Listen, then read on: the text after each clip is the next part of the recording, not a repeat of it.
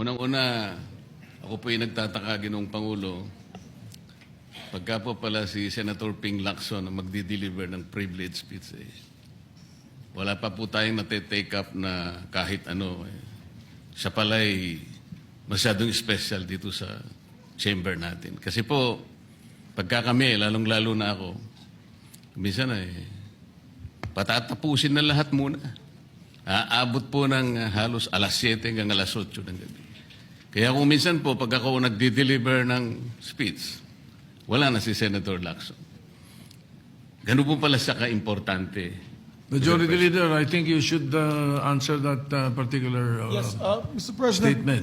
yung privilege speeches, alam mo, dalawang linggo na lang po naiiwan with due respect to Senator Marcoleta. Talagang tinutulak natin yung legislation, una, yung privilege speeches, we put always, and it's been a practice in the past, in the tail end of the discussions, because the privilege speeches can take up a lot of time. Yung nangyari po kasi kahapon, just sa speech ni Senator Marcoleta, with due respect to the two sides, binanggit po niya yung pangalan ni Senator Lacson. So it is obvious that Senator Lacson would like to respond. So usually when it is personal and collective privilege, especially when they're trying to defend themselves, kasi gusto mong i-defend sana ng sarili mo, binibigyan po natin ng pagkakataon.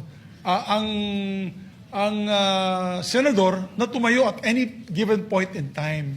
Kaya kung sinabi din po sa akin ni Senator Marcoleta kahapon na ito po ay personal and collective dahil galit ako kay Senator Lacson, ginawa kong agad-agad. Pero hindi po niya kwento sa akin ano yung purpose ng kanyang speech. Kaya nung ninapitan niya po ako for speech, binabigyan po natin Senator Tulfo muna, pagkatapos si Senator Tulfo, Senator Marcoleta naman po. Pero yung laman po ng speech si Senator Marcoleta ay binabanatan isang member ng Senado. Obviously, that member of the Senate will stand and defend themselves. We have to give them priority. It goes for any member of the Senate, Mr. President. We will give that privilege to any member of the Senate.